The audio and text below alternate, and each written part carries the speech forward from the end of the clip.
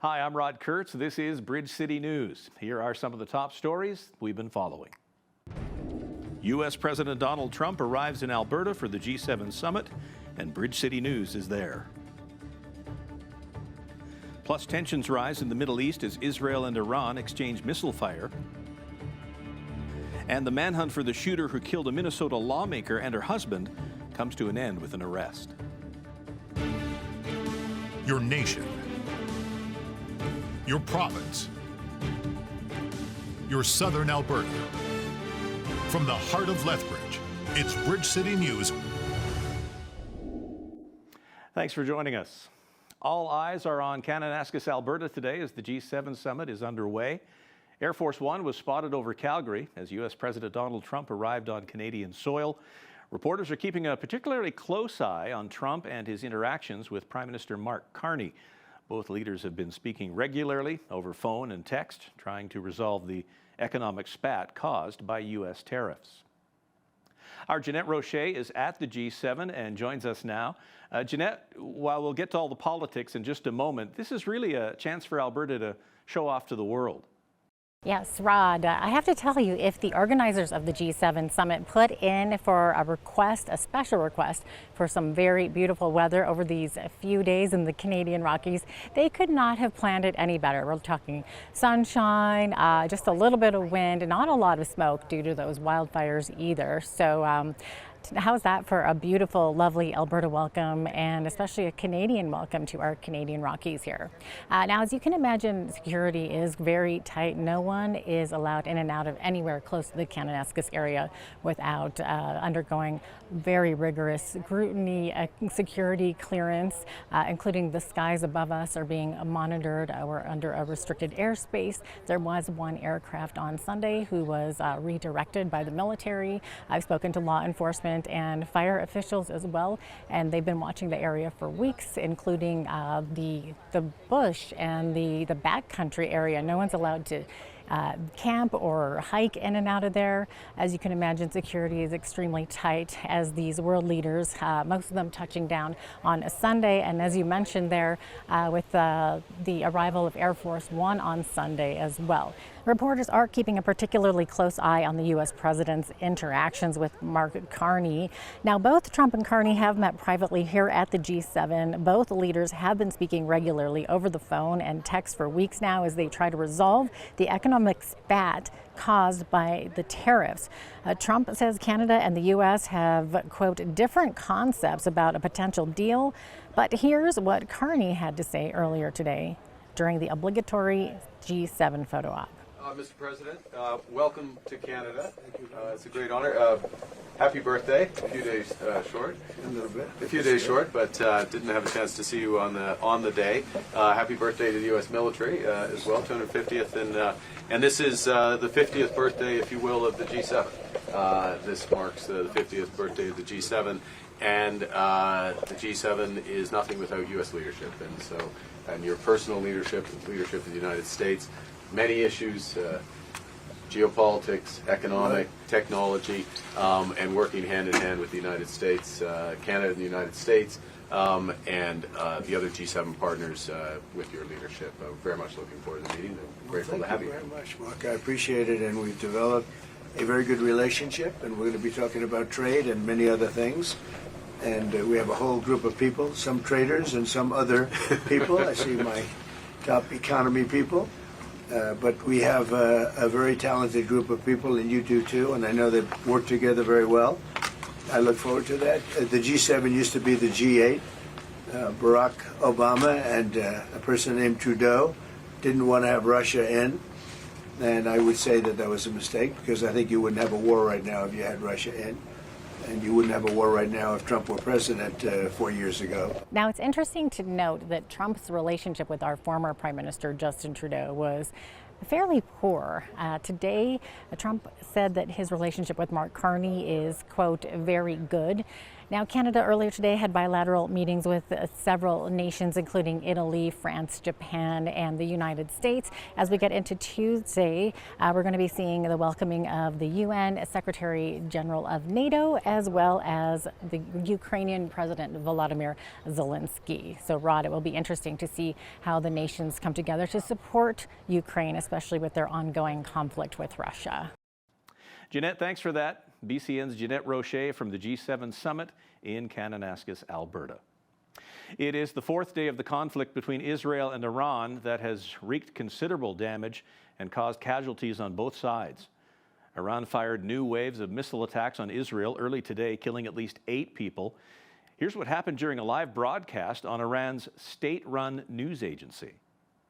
آنچه که ملاحظه کردید، صدایی که شنیدید، فضای غبارآلود استادیوم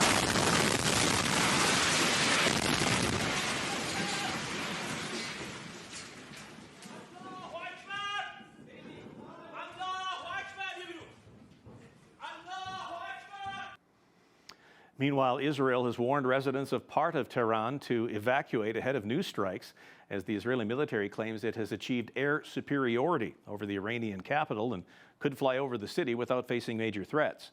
The evacuation warning affects up to 330,000 people, and there are 3 large hospitals in that area. When asked about this at the G7 today, U.S. President Trump said, quote, "Iran is not winning this war." But Trump declined to answer what it would take for the U.S. to be directly involved in the growing conflict. He instead continued to press Iran on negotiations on its nuclear program. The head of the United Nations Nuclear Watchdog Agency says there is a possibility of both radiological and chemical contamination within Iran's main nuclear enrichment facility in Natanz following Israeli strikes. Rafael Mariano Grossi says the radiation poses a significant danger if uranium is inhaled or ingested, although radiation levels outside the complex are presently normal.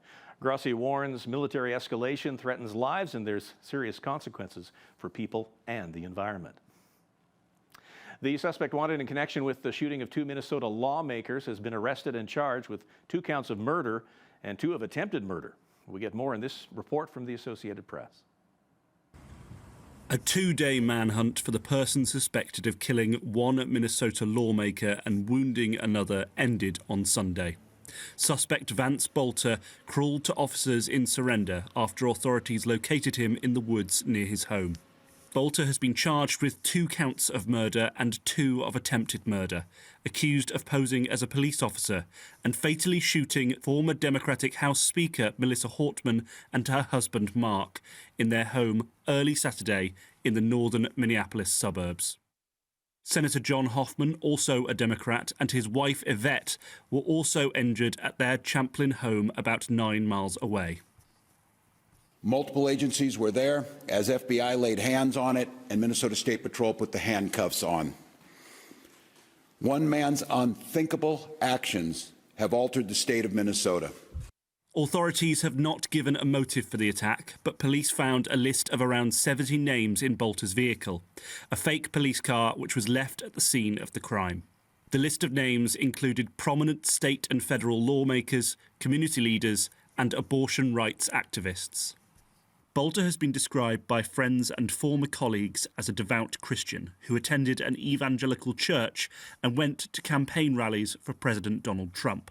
In a trip to the Democratic Republic of Congo in 2023, he served as an evangelical pastor. He appears to have hidden his more strident beliefs from his friends. Meanwhile, tributes have poured in for the Hortman family, with memorials lining the steps of the state capitol building. Canadians who are planning to visit museums, national parks, campgrounds, or travel by rail this summer will be able to do it at a discount. The federal government has unveiled what it calls the Canada Strong Pass.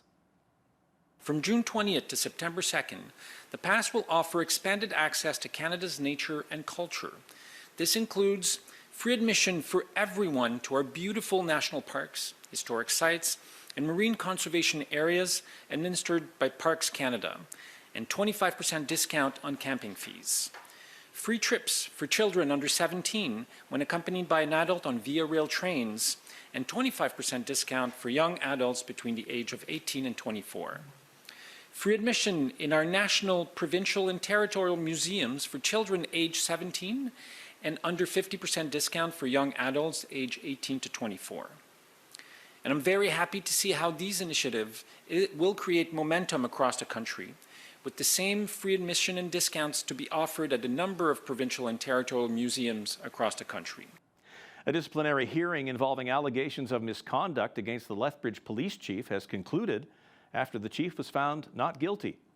The complaint by the former deputy chief alleged that Chief Shaheen Medizadeh violated COVID health rules by taking the LPS chaplain out for lunch in March of 2021, despite social distancing and masking when necessary. Presiding officer Brett Carlson determined the chief did not intend to breach the public health order and provided an apology, and the conduct was not repeated. In a statement, Chief Medizadeh said the former deputy chief has made numerous allegations and complaints against him that were deemed as frivolous and vexatious. He adds he's grateful for the overwhelming support from members of the LPS and community throughout the proceedings. Lethbridge Fire and Emergency Services says an investigation is underway from a residential fire that occurred last Friday night. At around 7:30 on June 13th, crews from 3 stations were dispatched to the 900 block of 41st Avenue North, where light smoke was showing from a 2-story home. Crews entered the residence and encountered heavy smoke in the basement and located the seat of the fire. Crews are able to contain the blaze in the basement and extinguish it. No injuries were reported. Damage is estimated at $150,000. Lethbridge Fire and EMS remind residents to check their smoke alarms monthly and ensure that they are in good working condition. Well, imagine visiting a museum to learn about explosive devices, only to discover later that you were close to an actual explosive device. Well, that's exactly what happened recently in southern Alberta, where a real grenade was found. BCN's Heidi Echevarria has the story. What seemed like a simple display piece turned out to be much more. At the 1077 Museum in Taber, southern Alberta, an unexpected discovery of a World War II grenade led to a rapid response from authorities to ensure community safety. Taya De Bona, the museum manager, explains how she found out that this grenade was not a replica. I just thought this is just a really realistic looking prop. And then I picked it up and it was heavy, like really, really heavy and solid metal. All of the markings on the grenade, it said M2 on the top. So it didn't have like a museum number on it that would give any information as to its origin. When authorities arrived, they confirmed her suspicions and the evacuation of the building and surrounding areas began. But they came and they took the bomb, they put it in a explosion proof box, so that if it had gone off during transport, it would have been contained.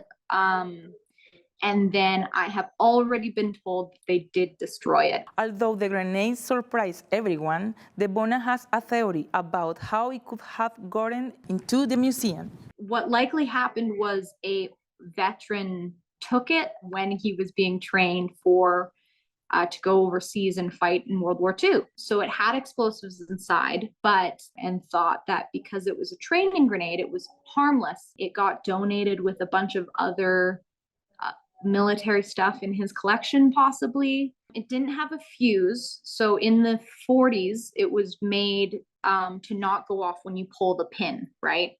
But it was still dangerous because it had explosives inside. And because it's so old, the longer it sits, the more and more dangerous and volatile it gets. Whenever someone finds munition and they're not 100% sure the history of it, you treat it as if it's live. And you can call the authorities just to determine that the fuse is removed or it's inert. Sometimes if it is a live ammunition, there is the potential it could be unstable and even dangerous to handle. But it's just treated with caution. Don't move with it. Don't play with it. Just keep it under treat it safe. It's not going to hurt anyone if no one plays with it or touches it. I've gone through everything, all of our military sections. So I would like to say 98% sure we don't have another grenade. For BridgeCityNews, I'm Heidi Echevarria. Residents in the tiny town of St. Mary's, Newfoundland have received some very good news. For years, they've been living with the fetid stench from an abandoned fish sauce plant. And now there's word the Newfoundland and Labrador government is going to clean it up, and the mayor couldn't be happier. For the past 10 years in particular, it's been really bad. The residents that live within the 1 kilometre, it's an everyday thing with the smell. And they can't do their normal stuff like have a barbecue on their deck or hang out their clothes. And it's very devastating for a small town. How did it feel to finally get the news that this was going to get cleaned up? Pretty emotional. I say now I get emotional just talking about it.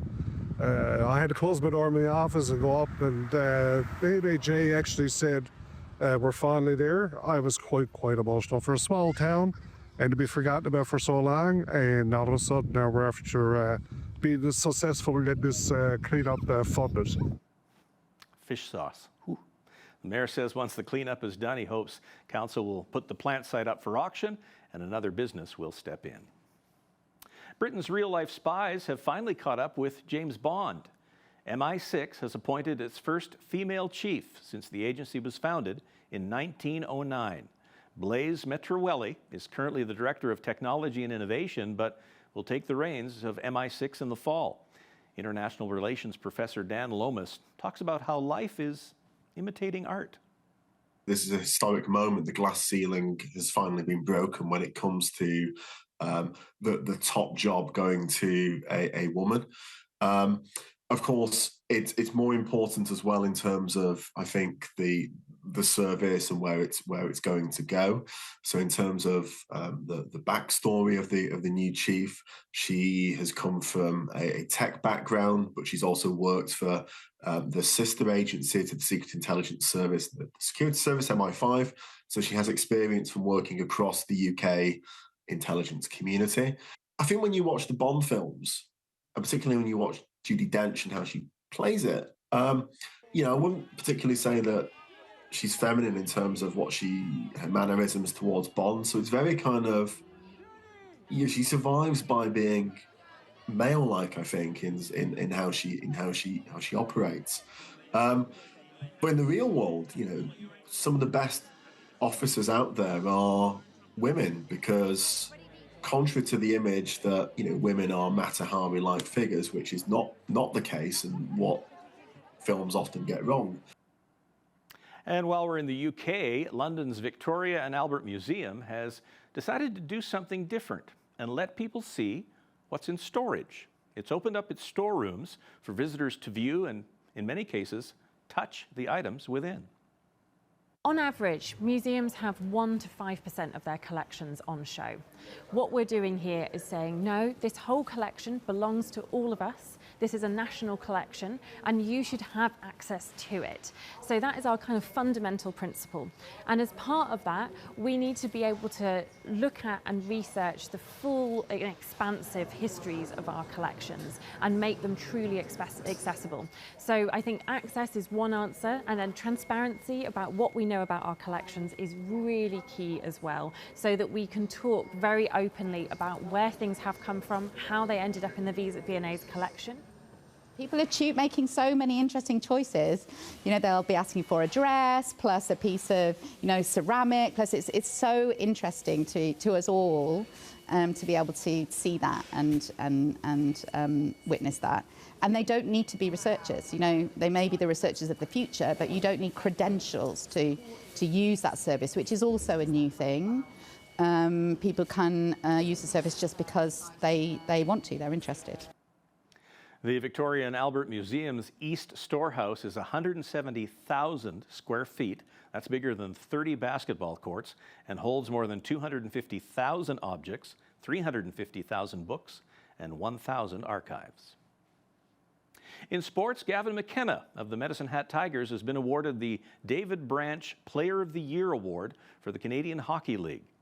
17-year-old McKenna becomes the third youngest player to be awarded the honor after John Tavares and Sidney Crosby, who were each 16 when they won. He finished second in points with 129 during the 2024-25 season, which included a 54-game point streak that continued through the playoffs. McKenna and the Tigers were crowned WHL champions this year and were runners-up in the Memorial Cup in Rimouski, Quebec. One other bit of sports news today. Hockey Canada has named the first 6 players to its preliminary men's hockey roster for the Milan Olympics next year. Those players are Connor McDavid, Sidney Crosby, Nathan McKinnon, Cale Makar, Braden Point, and Sam Reinhart. The rest of the roster will be finalized later. The tournament begins on February the 11th. Well, as you've likely heard, Miracle Channel, home of Bridge City News, is hosting its summer fundraising campaign entitled Unlocking Heaven's Resources. Many production personnel from both Lethbridge and Calgary were involved to produce this TV special. And our CEO, Jeremy Prest, joins me now to explain a bit more about the fundraiser. Thanks, Rod. Yes, I want to invite everybody tonight. If you're from the Lethbridge area, surrounding area, actually, if you're from all of Canada, you're invited 7 p.m. tonight. Make sure you join us. You know, we've got a TV special called Unlocking Heaven's Resources about getting your finances to whole new levels. There's not a single person that I've ever met that can't or doesn't need to go to new levels. And when we do, we can be more generous, we can bless more, we can help more, we can solve more problems. So make sure you set it in your calendar tonight, 7 p.m. You don't want to miss it. Also, it's interactive. You can call in, you can connect with us, you can scan the QR code on the screen and make sure that you join in because it will be great. Stay tuned to Miracle Channel tonight and catch Unlocking Heaven's Resources with Jeremy Prest and guest Jim Baker. That's tonight beginning at 7 Mountain Time. Coming up next, we're going to take a look at the forecast.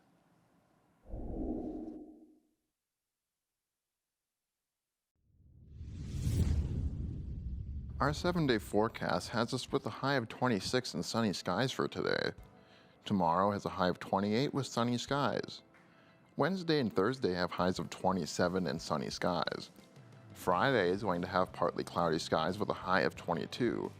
Saturday is looking to have a chance of showers with a high of 11, and Sunday will have a high of 14, also with a chance of showers. Today's almanac has us with an average high of 23 for this time of year, with an average low of 9. The record high on this day was set back in 1933 and 1961 with 34, and the record low was set back in 1946 with 3. The sun rose at 5:23 a.m. today and set at 9:41 p.m. Our national forecast has Vancouver with a high of 19 and partly cloudy skies. Victoria also gets a high of 18 with partly cloudy skies. Edmonton and Calgary both share chances of thunder showers with highs of 23. The rest of the prairies have Saskatoon with a high of 24 and some nice chance of thunder showers. Regina has a high of 26 with a nice sunny sky. Winnipeg has a high of 25 with sunny skies. Central Canada has Toronto with a chance of thunder showers with a high of 26. Ottawa has a high of 27 with a chance of showers, and Montreal gets a high of 26 with a chance of showers. Atlantic Canada has Fredericton with a high of 24 partly cloudy skies. Halifax has a high of 18 and sunny skies. Charlottetown gets a high of 22 and sunny skies. And finishing off our national forecast with St. John's, we have a high of 21 and nice sunny skies. Home sales in Canada fell 4.3% last month compared with a year ago. But the Canadian Real Estate Association says home sales rose 3.6% from April, marking the first month-over-month increase at the national level in more than 6 months. Buyers have sat on the sidelines for much of this year so far, but the association says there's now a sense that perhaps the expected turnaround in housing activity this year was just delayed for a few months by the initial tariff chaos and uncertainty. Canada's annual pace of housing starts in May edged down 0.2%.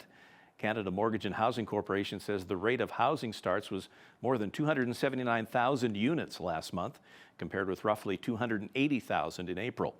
It says the annual pace of starts in cities with a population of 10,000 or greater was nearly 260,000 in May, while rural starts were estimated at more than 19,000. With their father in the White House, the Trump kids are continuing to expand the family empire with an announcement that they're getting into the mobile phone business. It's the latest in a string of ventures that have been announced while Donald Trump is in the White House, despite ethical concerns that the U.S. president could mold public policy for personal gain. One of President Trump's sons, Eric Trump, will run the company. He says the venture, called Trump Mobile, will build its own phones and maintain a call center in the U.S. Trump criticized Apple last month because it planned to make most of its U.S. phones in India. He threatened to slap a 25% tariff on the devices unless Apple started building the product in its home country. Trump Mobile follows several real estate deals for towers and resorts in the Middle East. The phone will be gold-colored and called the T1 phone. It'll be available in August. And now here's a look at today's markets. The TSX was up 64 points to 26,568. The Dow was up 317 points to 42,515. The S&P 500 was up 56 points to 6,033, and the Nasdaq was up 294 points to 19,701. West Texas Intermediate oil was down $1.54 to 71.44 US per barrel.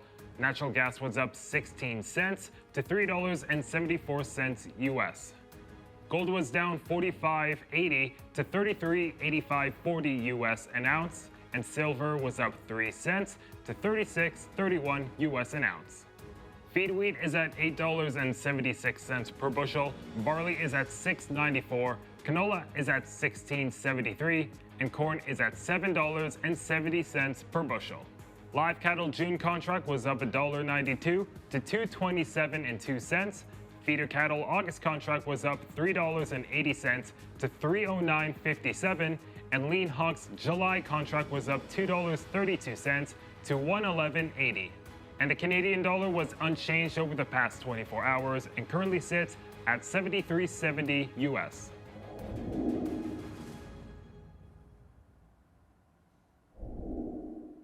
Recapping one of our top stories, the G7 summit is underway in Kananaskis. Prime Minister Mark Carney and U.S. President Donald Trump met privately to talk trade. Intergovernmental Affairs Minister Dominique LeBlanc says Canada and the U.S. are making progress on a trade deal. Coming up next, John Carpe, president of the Justice Center for Constitutional Freedoms, joins us to discuss the Strong Borders Act, Bill C-2, and the potential impact it could pose on your personal privacy. When you see news happening in your community, be sure to send us an email at info@bridgecitynews.ca. You can also visit our website or YouTube channel anytime to check out more of our stories and interviews.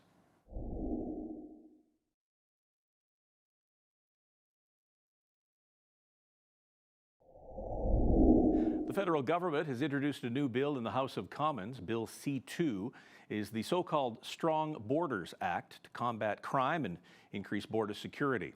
But as the old saying goes, the devil is in the details. There are concerns about how C-2 might impact personal privacy. Joining us from Calgary to shed some light on this is John Carpe. He is a constitutional lawyer and president of the Justice Center for Constitutional Freedoms. John, good to have you with us. Thanks for being here. Glad to be with you. One of the red flags with C-2 is that it would make it a criminal act to make a cash payment of $10,000 or more. What's the rationale behind this? Well, whenever politicians pass laws, they always say, it complies with the charter, and that's almost, you can expect that. And they always have nice sounding reasons to justify the violation of charter rights and freedoms. So in this case, the government is saying that we need to do this to crack down on money laundering and organized crime. And of course, everybody's in favor of cracking down on organized crime and money laundering.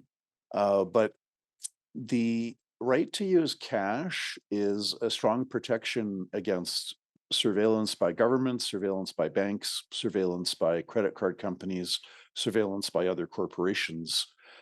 Cash gives us privacy and anonymity.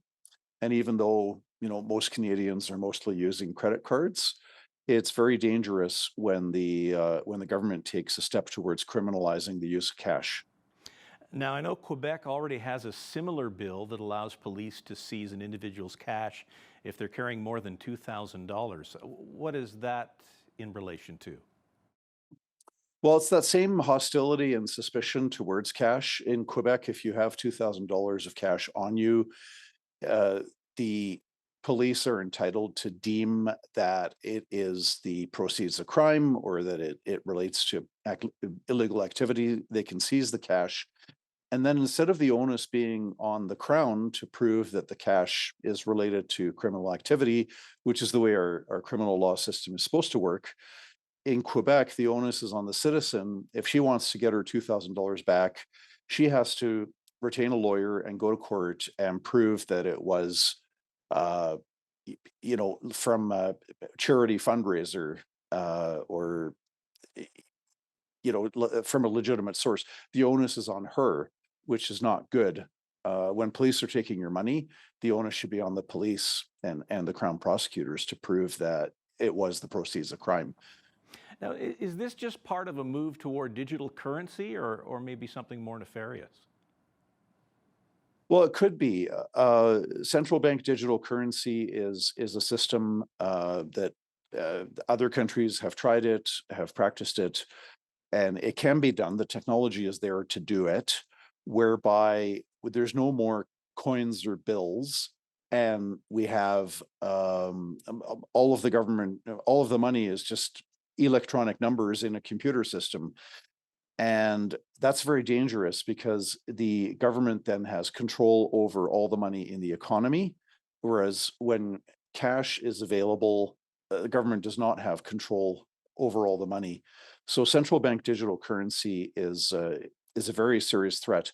If that ever comes into place, God forbid, the government can very tightly regulate. They could say, for example, you're not allowed to spend more than $20 a week on gas for your car. And then if you exceed it, the government can punish you, or they could freeze your bank account, or they could freeze purchases with gas stations. So if the government controls the money, they have a very tight, very intimate control of many details in your life, where currently it's a sphere of freedom for every individual.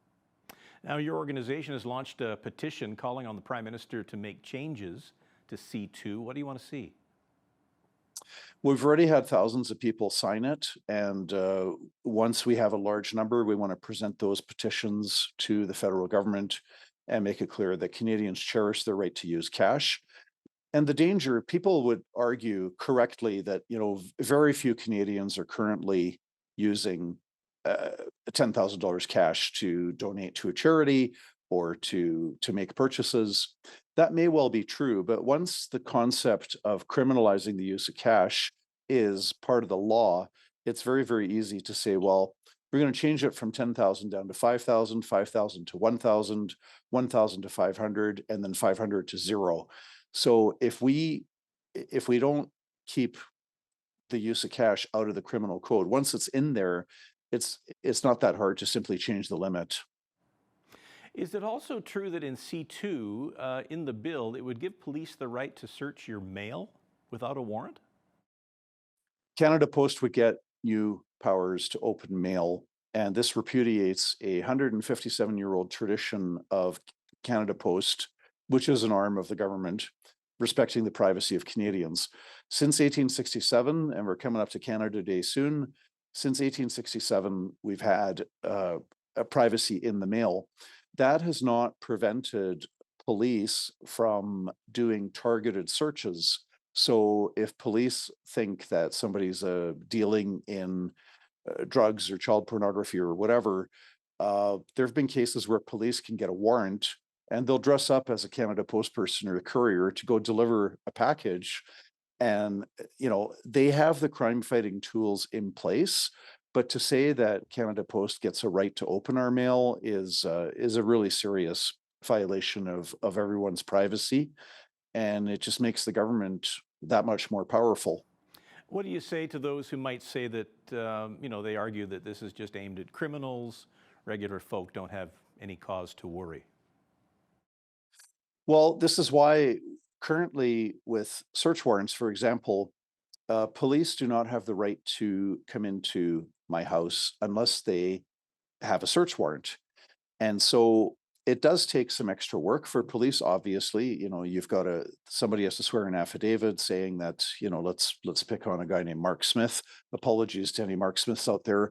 But if police have information that Mark Smith is dealing in drugs or child pornography, they can go to court, they can swear an affidavit setting out what their reasonable grounds are, and the judge can issue a search warrant, and then they can suddenly barge into Mark Smith's home without a warrant and without warning.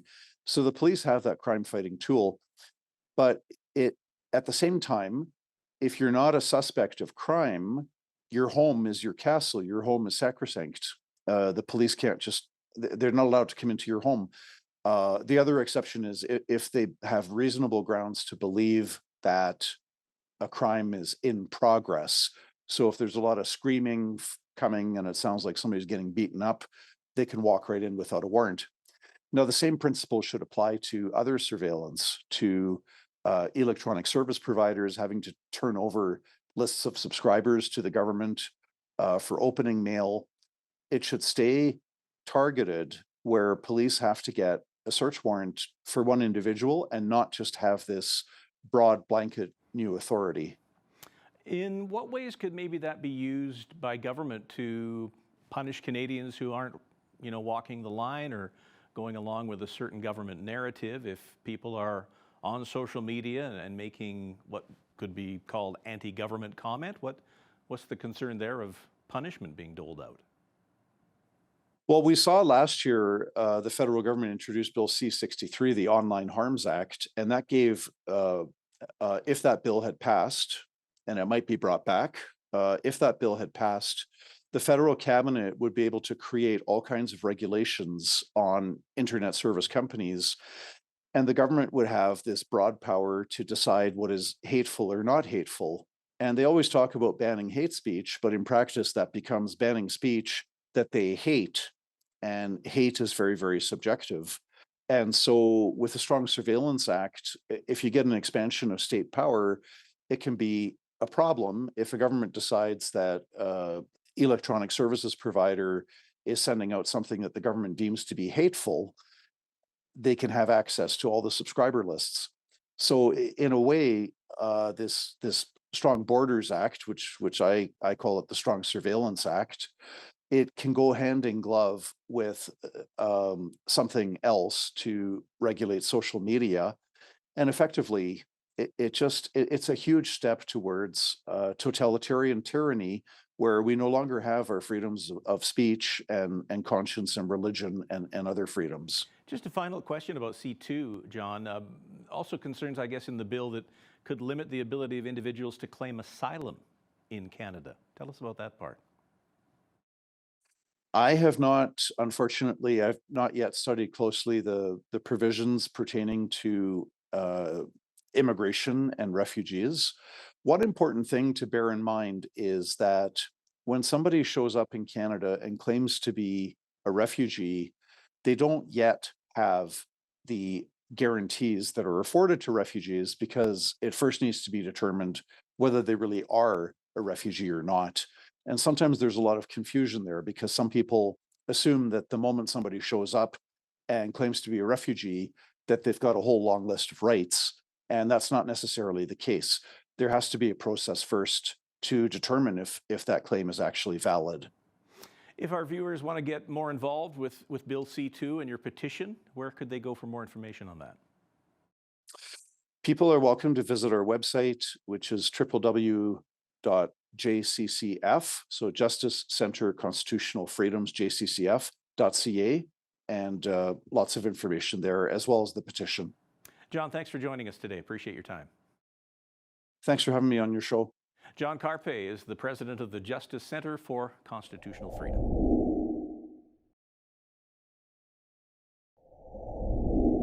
It seems in every federal election, the issue of gun control comes up. Our nation continues to see high levels of violent crime, which many believe is fueled by the number of guns in Canada. But are the rights of registered gun owners, hunters, and sport shooters being violated with government restrictions? And will gun restrictions actually reduce violent crime? Or is it just virtue signaling?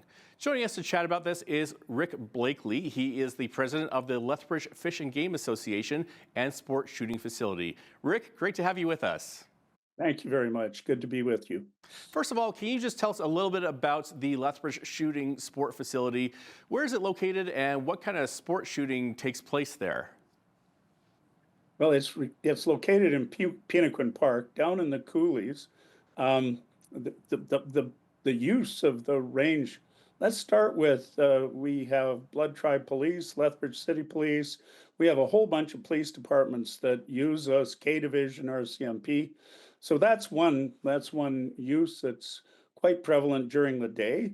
We put in a $1 million carbine range for them. So that's a fairly active and revenue generating piece of our range. The other pieces are sport shooting. There's a number of different sports that people participate in. They're really passionate about it, and so we have about $150,000 worth of machines that throw shotgun targets all over the place, so people can can try and hit them. They aren't big enough for me. Then we have long range, 300-yard range for hunters to make sure that they are ethical hunters. That's really important because you don't want to. Hunting is actually the harvesting of animals to bring populations in line, and you don't want to injure an animal. Ethical hunters want to make sure that the animal is euthanized fairly quickly. Then we have we're just putting in about $85,000 worth of archery, 3D targets, and equipment down there to improve our archery range. That's another area where hunters come down and hone their skills. And competitive shooters. We have provincial 3D archery target winners. We have all sorts of people down there. We have a handgun fellow who has competed in the Pan American Games. We now have a person who is working on he's training for the World Championship 3-gun competition. I believe that's happening in Czech Republic. So the range is really active with a lot of people who are passionate about making some little thing go as far as they can and hit a place in the distance. So that's basically in a nuts. We have a bunch of programs for children. We have a classroom, and the classroom has an air gun range in it, and so youth go in there and learn from our fellow who is the ISSS champion. Anyway, I could spend half an hour telling you what we do down there. Well, sounds like you have a lot of stuff going on at the range there. Sounds like there's a lot to experience there. So, but moving forward now, can you give viewers an update on where we're currently at with Canada's gun laws that have been changed since 2020 with Bill C-71 and Bill C-21 as to handguns and so-called assault weapons? Well, that's an interesting topic. The government has called these things assault rifles, but really the rifles that they're talking about, in particular that popular one, the AR-15, is actually Armalite Rifle 15. It was designed for people who did 3-gun competitions, and so it's light and it's versatile. The firearms used in the past for assault rifles were had a wood stock, and you had to hold them kind of funny. But in the Vietnam War, they were walking through the jungle and they got jumped, so they had to be able to acquire a target really quickly. So those guns have what we call a tactical stock, which means that they're just ergonometrically better than the previous wood stocks.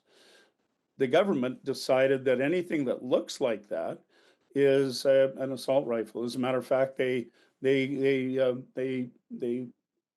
banned the 22 caliber, which is a really small caliber used for blinking. There's two different versions of it: a word stock and what they call a tactical stock. The actions are the same, yet The tactical stock gun is prohibited and the wood stock is not. It really doesn't make sense. It's mostly political gesturing or, yeah, it's, I guess you could call it gaslighting. It's trying to satisfy the citizens that they're doing something, but really what they're doing is vilifying people who are actually quite patriotic citizens who are licensed, who have taken training, who the RCMP have done background checks. As a matter of fact, the statistics on people who are licensed doing anything violent is less than a percentage. If any one of our licensed firearm owners is violent, even in a hockey game, playing hockey, they can lose their ability to shoot. Yet the government seems to want to allow, not allow, but with the current justice system and with the border controls, they allow the criminals to basically run free with firearms, even machine guns, which are definitely assault rifles, assault pistols. They're designed exactly for what they're saying that we have. Now, the federal government has put a buyback mandate in place and is trying to force gun owners to surrender their banned weapons to the government, which promises to buy them back at fair market value. Has that actually started yet? And if so, how many guns have they bought back so far and at what cost? Well, you got to remember there's 2.2 million licensed firearm owners in Canada. That's a fairly large political group, and if you include the people they influence. The government put the legislation through in an order in council originally, which it isn't debated. It's just the Governor General puts it in, and so they never owned them. They can't buy something back that they never owned. Um, it's just a political gesture to say they're working on crime, yet crime has increased dramatically since they took power. And what kind of impact is this having on gun owners and also on gun store business owners? Well, let's start with the range. I mean, they seem to be really focused on eliminating all firearms from civilian use, and that's been a stated goal by many, including the current person who's running for the Liberal Party. Um, they, I, I'm beyond words on that topic. Yeah. Now, we should probably ask, what exactly is an assault weapon? You mentioned the AR-15, AR not standing for assault rifle, but Armalite. I know one of the terms the government used previously was firearms designed for the battlefield. That sounds scary, but is that anywhere close to an accurate description? Well, I've talked to many soldiers, and none of them would go into battle with any of these firearms that they've banned. They're semi-automatics. A soldier needs a firearm that'll shoot rapidly, like a machine gun or 3-shot bursts. These things are not. Well, some of them are bolt-action rifles, so they are not definitely not military grade. The joke is that they're going to give them to the Ukrainians. The Ukrainians wouldn't take them into battle if they wanted. So it's kind of ridiculous. And back to your other question, if they ban all firearms, that means our range will close. We won't have a range. We won't have a place. Well, I guess it'll still be there, but we have a number of people who are passionate. The businesses have lost billions already. We're closing sporting goods stores, like what I understand, quite dramatically, including those in Lethbridge, and that's an economic hit to us.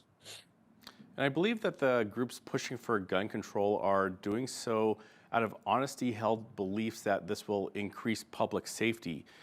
But what do the stats actually tell us? The stats say that licensed gun owners are less than 1%, and that crime has increased dramatically.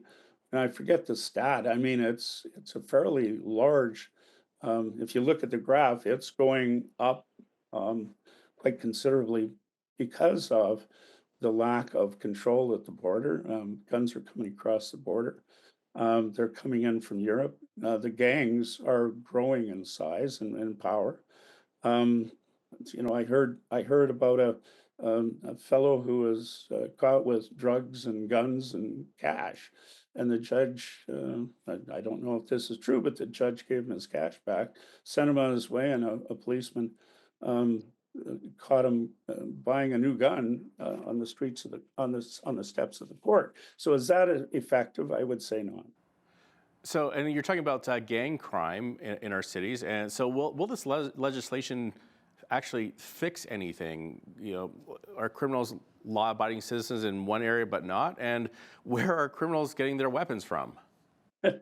Well, citizens are being vilified, and criminals and gangs are being encouraged. If you ask me, there seems to be no punishment for criminal activity, especially violent criminal activity.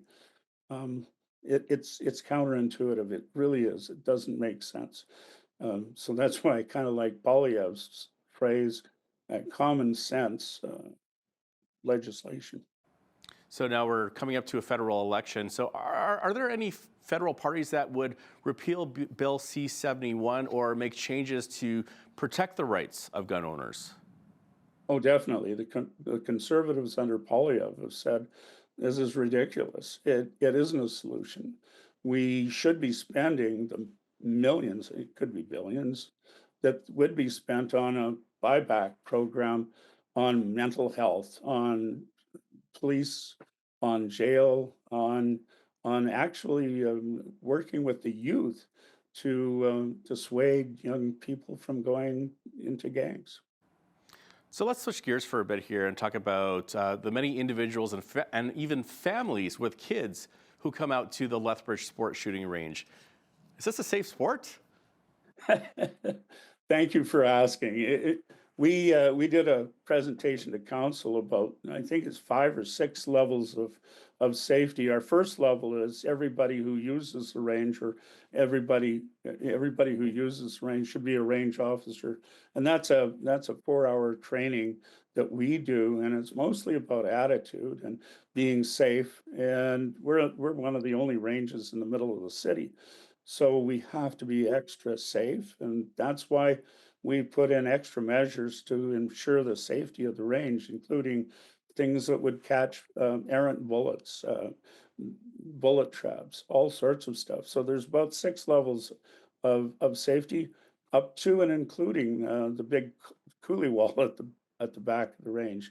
The range officers are in charge of safety, and they guarantee that people will be safe. As a matter of fact, kind of interesting, a lot of them are coaches, and they do training, and they take, well, we've got youth groups that come in, and one of the things that we've found is, especially with single parent mothers and people who don't have a lot of money, our sport is pretty cheap because we provide the firearms and the ammunition for the children.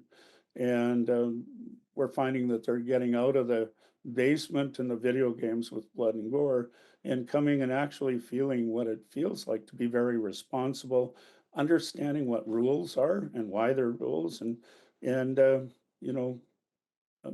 they become much better citizens because they understand what it's like to be responsible for something that could be very dangerous if in the wrong hands. I mean, you used the term weapon earlier in the discussion. A weapon is something that is used by the military. It's used to kill people. A firearm, we use the term firearm because that's a term used to put a little piece of lead downrange and hit a target. Hit something that is fairly inert. So, Rick Blakely is the president of the Lethbridge Fish and Game Association and Sport Shooting Facility. Rick, thank you so much for your time today. You are so welcome, and thank you for asking these very good questions. You have a good day. You're welcome. I'm Naveen Day. On behalf of all of us here at Bridge City News, thanks for watching.